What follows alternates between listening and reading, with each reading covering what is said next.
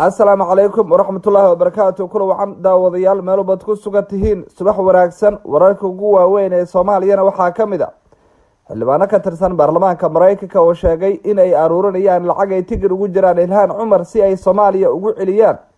shabaab oo odayaashii ay u yeereen dharkii ka bedelay sheegayna inay shahaadada u qabteen.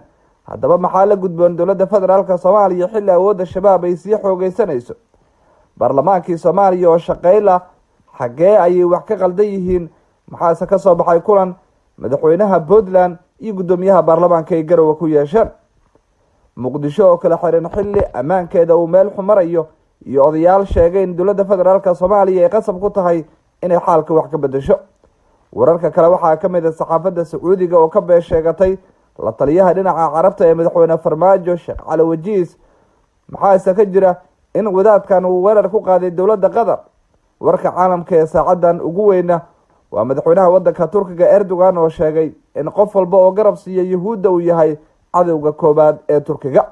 waa 3 bisha 7 ee Julaay sanada 2019 maalinimo Talaado ah. waan kugu soo dhaweynayaa daawada warqaha tube. fadlan haddii aad nagu cusub tahay subscribe shabakadeena, sidoo kalena gambaleelka furo si aad u noqoto daawadaha ugu horeeya ee wararkeena hela. qaybta hoose fariintaada inoogu reeb oo la sii wadaag saaxiibadaada adigoo sii share garaynaya. aynu ku bilaabano daawadayaal. qaar ka mid ah odayaal dhaqameedyo iyo ergada soo xulay xildhibaanada baarlamaanka heer federaal iyo heer dowlad goboleed ayaa gaaray deegaanada ay ka taliyaan ururka shabaab kadib markii kooxda shabaab ay ugu yeereen inay soo diiwaan geliyaan. odayaal dhaqameedyo iyo ergada gaartay xarumaha kooxda shabaab ayaa la sheegay in laga bedelay dharkii ay xirnaayeen loona bilaabay waxbarasho diiniya. tirada oday dhaqameedyada iyo ergada oo lagu shaaciyay bayaan ka soo baxay kooxdan ayaa lagu sheegay inay gaarayaan ilaa iyo 159 ruux. raggaas ayaa la sheegay inay ka tageen maamul goboleedyada Hiirshabelle, Galmudug, Jubbaland iyo Koonfur Galbeed, balse ma tagin deegaanada kooxda ka aramiyaan oday dhaqameedyo ka socda Puntland sida lagu sheegay bayaanka. kooxdan ayaa muddo 45 cisho u qabtay inay cafis ka dalbadaan odayaasha xildhibaanada soo xulay iyo ergada dooratay, waxaana kooxdan ay ku hajabeen inay tallaabo ka qaadayaan cidii amarkooda qaadan weysa. kooxdan shabaab ayaa horay ugu dilay deegaano badan oo kamid ah dalka oday dhaqameedyo iyo xubno kamid ah ergadii dooratay xildhibaanada baarlamaanka federaalka ee Soomaaliya. dowladda federaalka Soomaaliya ayaana ilaa iyo hadda war ka soo saareen tallaabadan ay shabaab ku maamulayaan qaybo kamid ah dalka iyaga oo waliba odayaashii dhaqanka u cagajugleynaya oo u yeeranaya. haddaba maxaa la gudboon dowladda federaalka Soomaaliya? arrinta koowaad ayaa waxay tahay inay marka hore ilaaliyaan ammaanka dalka, gaar ahaan odayaashii ergada ahaa ee soo xulay baarlamaanka ee dowladda federaalka ee Soomaaliya iyo kuwa kale ee maamul goboleedyada. inkastoo dowladda federaalka aysan dalka oo dhan wada gaarin, haddana shabaab ayaa mar walba bartilmaameedsada odayaasha meel walba ay joogaan, xataa oo ay ku jirto magaalada Muqdisho ee caasimadda Soomaaliya. dowladdu waxay u muuqataa in aysan odayaasha ammaankooda ilaali karin maadaama xilliyada qaar iyadiiba la weerarayo. sidoo kale odayaasha ayaanan haysan awood ay isaga difaacaan kooxdan, waana tan keentay inay ku qasbanaadaan in ay isku dhiibaan. arrimaha kale ee cabsida ku ah odayaasha ayaa ah in shabaabkii magaalada Muqdisho uu galaangal weyn ku leeyahay oo ay shacabkii u dacwo doonanayaan. warqaad ayaa sii daysay warbixin ay ka heshay ilo lagu kalsoonaan karo, taasoo ah in kooxda shabaab ay amaro badan duldhigeen ganacsatada iyo dadka kale ee ku sugan magaalada Muqdisho. goobaha ay amarada duldhigeen waxaa ku jira hoteelo caan ah oo intii la qarxiyay haddana lagu amray inaan dib loo dhisi karin. shabaab oo canshuur ka qaada qaybo kamid ah Muqdisho, gaar ahaan xarumaha ay ku xoogan tahay dowladda federaalka Soomaaliya, waa tallaabo si weyn hoos ugu dhigaysa dowladda, isla markaana cabsi iyo walwal gelinaysa shacabka. si kastaba waa in dowladda federaalka Soomaaliya ay si degdeg ah ula timaadaa qorshe cad oo arrintaasi ku saabsan. ayaan ka soo xignay mid ka mid ah ganacsatada ugu waaweyn magaalada Muqdisho oo diiday in magaciisa aan isticmaalo. haddaba dowladda federaalka Soomaaliya waa inay dhaqaalaha kor istaagtaa kooxdan shabaab. ila waradyo horey loo helay ayaa sheegaya in shabaab ay dhaqaalo ka qaadaan ganacsatada Muqdisho, taasna waxay dhabarjab weyn ku tahay dagaalka kooxdan lagula jiro, waxaana ay dowladdu ku qasban tahay in ay ka hortagto ganacsatada shabaab taageerada noocaas siinaya. haddaba warqaad ayaa raadi doonta jawaabaha ay dadka Soomaaliyeed uga baahan yihiin dowladda ee arrimahan la xiriira. wararkeena iyo barnaamijyadeena dambe ayaan idigu soo gudbin doonaa insha Allah. magaalada muqdisho ee caasimada Soomaaliya amaankeeda si weyn ayaa loo adkeynaya iyadoo ay soo baxayaan digniino ku aadan in la maleegayo falal amaan xumo oo waliba gaadiid wada waxyaabaha qarxa ay magaalada muqdisho gudaha ugu jiraan. qaar ka mid ah saraakiisha tirdoonka Soomaaliya ayaa si hoose shaaca ugu qaaday in gaadiid wada qaraxyo ay ku jiraan magaalada muqdisho, isla mar ahaantaana ay shacabka ugu baaqeen saraakiishan in ay dowladda federaalka Soomaaliya ay soo wargeliyaan. amniga xarumaha muhiimka ee dowladda Soomaaliya ayaa si weyn loo adkeeyay iyada oo lagu kordhiyay ciidamo iyo feejignaan sare, waxaana isbedel lagu sameeyay goobaha laga ilaaliyo xarumaha madaxtooyada, garoonka diyaaradaha, saldhigyada ciidamada iyo wasaaradaha ayaa la geliyay digtoonaad dheeraada. arrintan ayaa ka dambeysay qaraxii Arbacadii 24 bishan July ka dhacay xarunta gobolka Banaadir ee magaalada Muqdisho oo khasaare weyn dhaliyay baaritaankiisana weli uu socdo. barta laga ilaaliyo garoonka diyaaradaha magaalada Muqdisho isgoyska kilomitir 4 oo dhawaan qarax uu ka dhacay ayaa isbedel lagu sameeyay iyadoo ciidamo hor la dhigay isgoyska kilomitir 4 halka looga leexdo wadada aada garoonka aadan cadde, taasoo dhalisay jaam iyo cariiri xoog leh oo ku yimid isgoyska oo markii horeba mashquul badan lahaa. hay'adaha amniga ee dowladda Soomaaliya ayaa dhinaca kale feejignaan xoogan ka muujinaya weerar kale oo kooxda shabaab ay qorsheeyeen iyadoo gaadiid qaraxyo wada la soo sheegay in magaalada ay ku jiraan. lamaha amaanka ayaa soo saaray digniintan. baabuurta la midaamiyay oo mid ka mid ah nuuciisa lagu sheegay Toyota Noh ayaa la tilmaamay in midabkiisu yahay grige, labada kalena waxaa lagu qeexay nuuca raaxada. bartilmaameedyada ugu weyn ee laga cabsi qabo in weerarada lagu bartilmaameedsado ayaa xarumaha dowladda. haddaba wararka ku soo kordha arrimaha insha Allah barnaamijyadeena iyo wararkeena daba ayaynu ku soo gudbin doonaa. warar la xiriira Ilhaan Cumar ayaan idin soo gudbin doonaa. laakiin baarlamaankii dowladda federaalka Soomaaliya ayaa shaqeyn la. haddaba xagee ayay wax ka qaldan yihiin? xildhibaanada baarlamaanka Soomaaliya ayay ahayd in kulan aan caadi ahayn ay yeeshaan toddobaadkan, kaas oo ay ahayd inay kaga doodaan arrinta la xiriirta dowladda waddankaasi Qatar. laakiin kulankaas waa uu baaqday iyadoo kaliya guddiga joogtada ah ee dhinaca arrimaha dibadda ay kulan la yeesheen wasiirka arrimaha dibadda dowladda Soomaaliya Mudane Cawad. qaar ka mid ah xildhibaanada baarlamaanka Soomaaliya ayaa waxa ay sheegayaan in aysan garanayn sababta rasmiga ee uu xiran yahay kalfadhiga baarlamaanka Soomaaliya. kalfadhiga baarlamaanka ma xirna mana furna. mid ka mid ah xildhibaanada oo la hadlayay idaacadaha magaalada Muqdisho ayaa sidaa shaaca ka qaaday.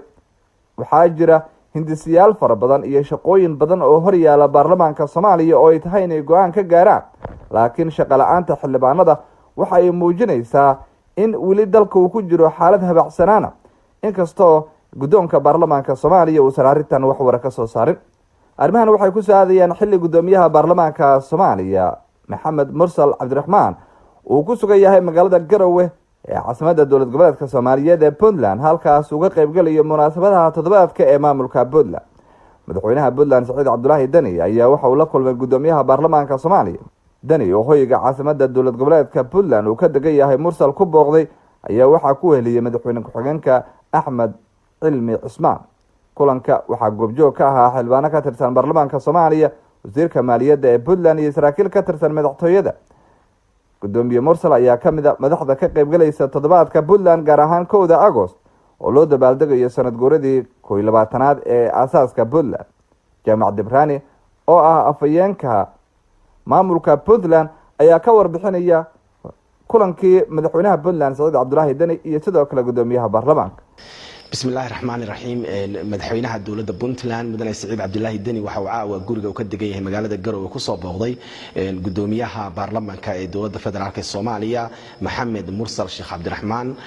madaxweynaha dowladda Puntland mudane Dani waxa ku weheliyay booqashada madaxweyne ku-xigeenka dowladda Puntland mudane Axmed Cilmi Cismaan Karaash. kulanka waxa joogay xildhibaano ka tirsan baarlamaanka Soomaaliya oo iyana halkan u yimi dabaaldega toddobaadka Puntland.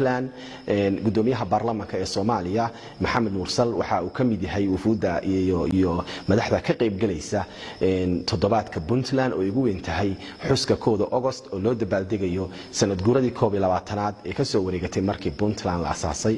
waa 21 sano oo amni, nabad iyo horumar ah oo ay u dabaaldegayaan dadweynaha reer Puntland. aad iyo aad ba mahadsantiin.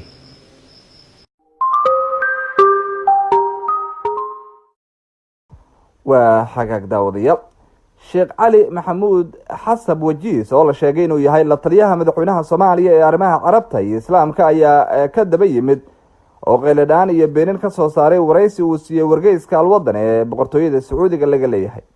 wargeyskan ayaa waxa uu ka been abuurtay wadaadkan, sida uu sheekhu sheegayana wargeyska waxa uu kasoo xigtay in dowladda soomaaliya ay ku tuhsan tahay dowladda qatar inay taageerto ururada argagixiso sida shabaab, kadib warbixintii uu qoray dhowaantan wargeyska New York Times ee caanka ah kana soo baxa dalka Mareykanka oo ganacsade qadari ah ku xiriiriyay qarax ka dhacay magaalada Boosaaso bishii May 2019. shaqaale wajiis oo warbaahinta la hadlay waxa uu sheegay in wargeyska alwatan ee sacuudiga uu fasiraad qaldan ka bixiyay waraysiga uu siiyey, waxaana kaliya la weydiiyey 4 su'aal oo intooda badan ku saabsanayd arrimaha qaliijka iyo codkii laga duubay ganacsadaha waddanka qatar ka soo jeeda. wadaadkan shaqaale wajiis oo kamid ah taageerayaasha madaxweyne Farmaajo oo tan iyo xilligii dowladii madaxweyne Cabdullaahi Yuusuf soo ahaa la taliyaha madaxweynaha ama ra'iisul wasaaraha Soomaaliya ee arrimaha carabta iyo islaamka, ayaa ku eedeeyay wariyaha waraysiga la yeeshay inuu maran habaabiyo warkiisa isagoo aanan wax cadeyna soo bandhigin. wadaadkan ayaa xusay in mowqifka wanaagsan ee dadka Soomaaliyeed ay ka taagan yihiin qaraafyada dalalka ay markaasi bahawdaag la ah Soomaaliya ay tahay in kaliya Soomaaliya ay dhexdhexaad ka tahay oo aysan jirin wadan ay raacsan tahay. ama 5 su'aalood iska ahayd. su'aasha koobaad waxay ahaaday oo wariyaha ay wareysanaya aad xoog u saarayay wareysigii oo la yeeshay jariidada New York Times ay la yeelatay ninkii qadariga ahaa sida la sheegay iyo safiirka halkan dhexmaray warkiisaas ahaa oo reer qadar iyo dhexmaray journalkaas weyn ee Mareykanka uu leeyahay iyo jawaabtii dowladda Soomaaliyeed ay ka bixisay markaas timid. waxay raadinayeen marka dabcan ama ay weydiiyeen arrintaas iyada ah si aad u aragtaan. waxaan ugu jawaabay annaga haddana dowladda Soomaaliya jawaabta rasmiga ah ee Soomaalida waxaa bixiyey wasiirka arrimaha dibadda, taas ayaana jawaabteedu ay tahay. waxay su'aal kaloo faraca oo la yidhaha su'aal mutaabaca ama su'aal dabadhiga ay ka dhigeen waxay yidhaheen laakiin waxaa la leeyahay amniga Soomaaliya waxaa faragelin ku haya dowladaha qaarkood sidii qatar oo kaleeto, oo waxay soo qaateen mithaal maxamed saciid atam inuu martiqaad oo ugu joogo oo la ogyahay inuu kamid ahay raggii hore shabaabka kamid ahay rag kaleetana cilaaqaadii la leedahay ilaa aakhiri. arrintaas waxaan uga jawaabay horta ninkaas odaga waxaan idhi dowladdan hadda joogta xilligeeda ma ahna dowladdii ka horreysay ayaa martiqaadkaas meesha laga siiyey, wuxuuna ku tegey arrimo oo caalamku isku wada ogaa oo xataa dowladaha waaweyn reer galbeedka iyo UN-ka iyo kulle xogteeda ay wax ka ogaayeen. dowladda xilligaas jirtay baa faahfaahinteeda haysa, marka wax hadda dowladdan xilligeeda dhaca hadda jirtana ma ahan. midda labaadna ninkaas odaga waa ka soo baxay afkaartaas oo si rasmi ah ayuu dowladda Soomaaliya TV-yaasha qaranka uga sheegay inay nimankaas ay khaldanaayeen, dowladda Soomaaliya waa ka aqbashay. sidaa daraaddeed anigu marna ma arko in qadar lagu tuhmo in ay tahay dowlad ilaalisa ama dacmisa waxaan argagixisada la yidhaahdo. Soomaaliyana cilaaqada wanaagsan bay la leedahay, tacaawun waxaana kala dhexeeya dhammaan jawaanibta oo dhan ah. sidaa daraaddeed arrintaas iyada ah waxaa nasiib darro ah, waan sheegi doonaa in si kale loo dhigay. qodobka saddexaadoo la weydiiyena wuxuu ahaa xiriirka Soomaaliya iyo Sacuudiga ka dhexeeyay saameyn ma ku yeeshay maadaama Soomaaliya lagu tiriyo inay dhinaca qadar ay u bayrtay. arrintaasna marka hore waxaan nafiyey in Soomaaliya dhinac ay u bayrtay. waxaan idhi Soomaaliya siyaasad dhexdhexaad ay ka qaadatay khaliijka oo siman, cilaaqada wanaagsan bayna Sacuudiga la leedahay sida qadar bay ula leedahay, dhammaan waddamada khaliijkana way la leedahay. marka sidaa daraaddeed taa horta lama dhihi karo dhinac ayay u leexatay, siyaasad dhexdhexaad ay ku taagan tahay. dhinaca kaleetana Sacuudigan si gaara waxaan uga hadlay inay tahay dowlad weyn oo cimlaaqa oo cilaaqaad taariikhi nagala dhexay jiray. dowladda maanta jirta madaxweyne Cabdullaahi Farmaajona oo ilaa ugu yaraan 3 jeer oo safar ku tegay rasmi ah oo safarka ugu badnaayo dibadda ugu baxay dowlad uu tagaba iyada uu ku tegay. marka dalalka khaliijka iyada ayaa ugu badneed iyo dalalka carabta oo dhan. sidaa daraaddeed cilaaqaad wanaagsan baana kala dhexeeya Malik Salmaan iyo waliga cahdi Maxamed bin Salmaan iyo madaxweynaha ka dhexeeya. dowladda Soomaaliyana dacmi rasmiya ayay dacmisay oo meelo badan taabtay oo looga mahad celinayo. sidaa daraaddeed ma jirto cilaaqa arrinta ah in dowladda Sacuudiga ee Soomaaliya ay xurguf u dhaxayso liajli xiriirka Soomaaliya qadar ka dhexeeya. siyaasaddaas oo maxaawirta ah oo kala yani in dowladaha qaar lagu biiro qaarna la cadaaweystana Soomaaliya ma taqaanba. siyaasadda madaxweyne Maxamed Abdullaahi Farmaajo dowladdan ku hagaagay waxa weeye siyaasad dhexdhexaadnimo ku dhisan iyo in dhammaan dowladaha si siman cilaaqaad loola samaysto walaalaha ah ee khaliijka iyo kuwa carabta dhammaantoodba. waxaan caddaynayaa marka inta wixii ka baxsan 5taas arrimood oo aan saas uga jawaabay in aysan aniga war lay tirin kara aysan ahayn, munaasabna aysan ahayn. xiriirka Sacuudiga iyo Soomaaliya ee walaalnimada ku dhisanna uma baahna in nin wariyaahu ou xoogo hadalla uu ku dardaro waraysi ou naashnaasho uma baahno annagana maanta uma baahnin inaan dowlad khaliija ah oo sida qatar oo kaleeto ah walaalo aan nahay oo soomaaliya wax badan u tarta in annaga warna loo tiiriyey lagu ijaafeeyo munaasab ma aha mana aaminsanin annaga dhammaan riyaad iyo dawxa iyo abudabay iyo kuwait iyo baxrayn manaama iyo maarata masqad kulligood waa cawaasim khaliijiya oo walaalaheen ah oo wada jecelnahay waxaynu la mid yihiin muqdisho marka haba yaraatee wax xasaasiye ah dowladda soomaaliya kama qabto dhinaca kalena daawadayaal Rand Paul ayaa waxa uu usoo bandhigay Ilhaan Cumar inuu u iibinayo tigid ay ugu laabato Soomaaliya si ay usoo barato habka loogu noolaado waddanka Mareykanka. xildhibaankan senatorka ee ka tirsan xisbiga talada waddanka Mareykanka haya markaas Republicanka ninka la yiraahdo Senator Rand Paul ayaa waxa uu sheegay inuu gabadha dimuqraadiga ka tirsan Ilhaan Cumar u iibinayo tigid ay diyaarad ku raacdo si ay dalkeeda usoo booqato Soomaaliya halkaas oo itaab uu yiri in ay ku soo barato sida ay muhiim ugu tahay ama wax wanaagsan ugu tahay inay ku noolaato waddanka Mareykanka. Cumar waxay ka mid tahay 4 xildhibaan ee ka tirsan baarlamaanka waddankaasi Mareykanka kuwaas oo madaxweynaha waddanka Mareykanka Donald Trump dhawaantan sheegay inay tahay inay ku laabteen dalalkii ay ka soo jeedeen intii ay wax ka sheegi lahaayeen ama ay cambaaray lahaayeen siyaasadda waddanka Mareykanka. maalmo kadib warqadda madaxweyne Donald Trump xilli uu campaign ama isku soo bax doorasho uu ka dhigayay North Carolina ayaa waxaa dadkii goobjoog u ahaa halka ay ku orinayeen dib ugu celi dalkeeda oo ula jeedeen Ilhaan Cumar inkastoo madaxweynaha waddanka Mareykanka Donald Trump uu arrintaasi dib ka beeniyay oo isku dayay inuu dadka joojiyo haddana waxa uu ahaa madaxweyne Donald Trump mid ku raaxaysanaya hadalka. Ilhaan Cumar ayaa yaraanteedii qaxootinimo ku gashay waddanka Mareykanka waana mid ay xilligan eedsanayso. ma dhahayo aniga si qasab ah loogu celiyo meel. Paul ayaa sidaa ku sheegay waraysi uu siiyey Breitbart News oo ah wargeys iyo website si weyn u taageera maamulka madaxweyne Donald Trump. waxaan rajaynayaa inaan u qaaraano in aan ayada tigid u gadno si ay ugu laabato Soomaaliya.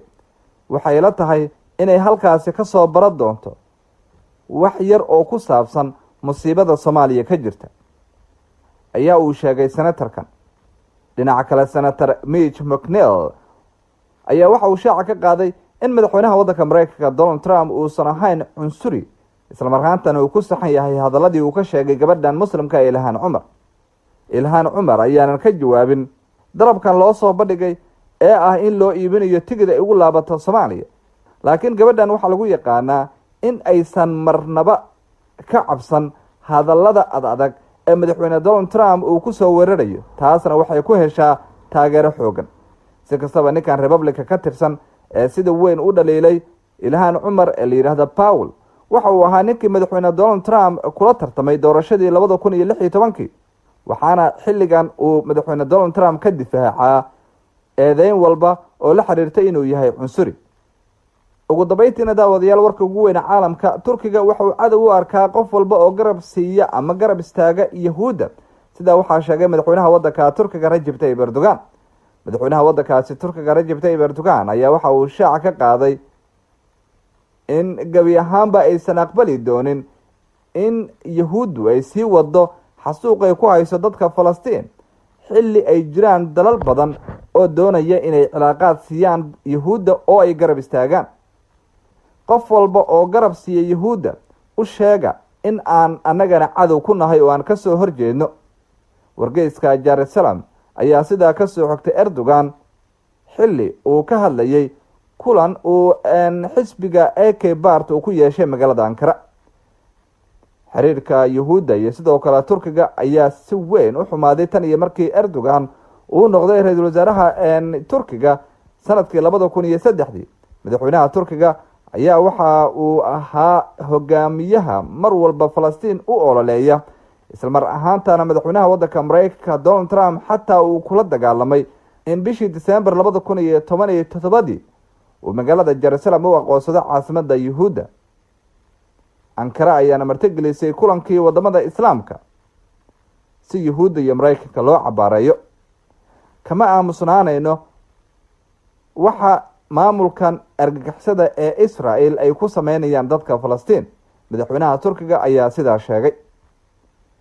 Erdogan iyo ra'iisul wasaaraha Yahuuda Benjamin Netanyahu ayaa lagu yaqaanaa in ay marar badan saxaafadda isku aflagaadeeyeen. warkan ugu dambeeyay ee ka soo baxay madaxweynaha Erdogan Yahuudu kama aysan aamusin ee afayeen u hadlay xisbiga ra'iisul wasaaraha maamulka Yahuuda ayaa waxa ay u soo jawaabeen madaxweynaha waddankaasi Turkiga iyagoo sheegay in intii uu weeri lahaa Yahuuda ay tahay in uu dimuqraadiyadda ka shaqeeyo oo uu cadaalad siiyo dadka xabsiyada ku jira oo ay ka mid yihiin wariyaal sida uu sheegay afayeenkan u hadlay maamulka Yahuuda. وهاجاك داوديال warkaas ayaa ugu dambeeyay qodobkeeni saaka intaan warkan lamid aynu ku kulmi doono waxaan idinka tagayaa sida ay nabadgelyo laakiin daawada intaan ka bixin fadlan subscribe shabakadeena warqaad oo furaga balaalka si aad u noqoto daawadaha ugu horeeya ee wararka degdega hela qaybta hoose noogu raac fariintaada intaan warkan kan xiga ku kulmi doono waxaan idinka tagayaa sida ay nabadgelyo. Assalaamu calaykum waraxmatullaahi wabarakaatuh.